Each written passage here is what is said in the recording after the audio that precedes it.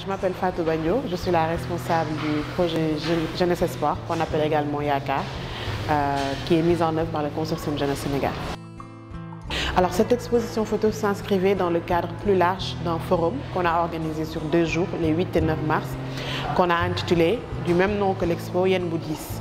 Alors Yen Boudis, c'était une activité qu'on a voulu faire pour mettre en lumière la charge mentale des femmes au Sénégal, et notamment les femmes professionnelles.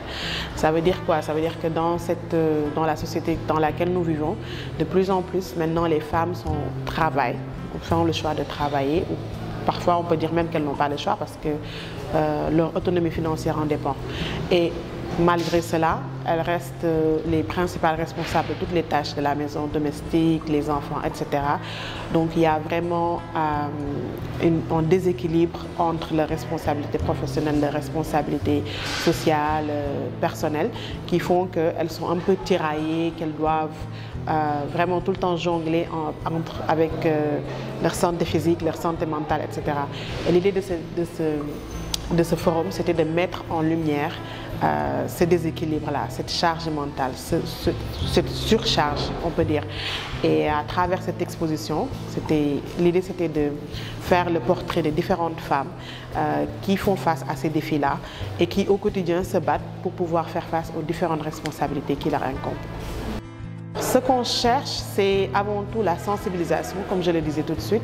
Un espace qui est dédié aux jeunes, qui est fréquenté par les jeunes, c'est le meilleur espace pour sensibiliser parce que c'est les jeunes qui peuvent créer les changements des futures générations, on va dire, et même de la génération actuelle.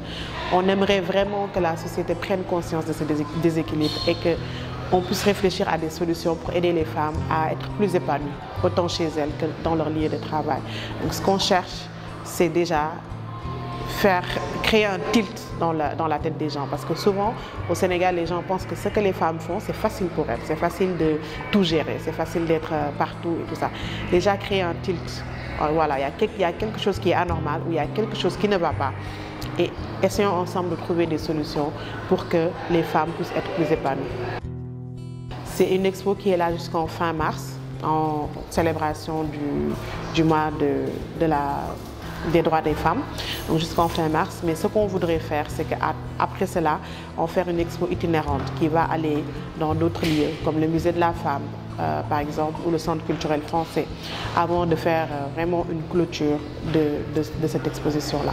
Alors, les photos ont été prises par 3 jeunes femmes qui sont photographes de profession, Aïda Boussobali et le 3e nom m'échappe, mais c'est 3 jeunes femmes qui ont fait ça, sous la direction également d'une autre jeune femme qui a fait toute la direction artistique du projet.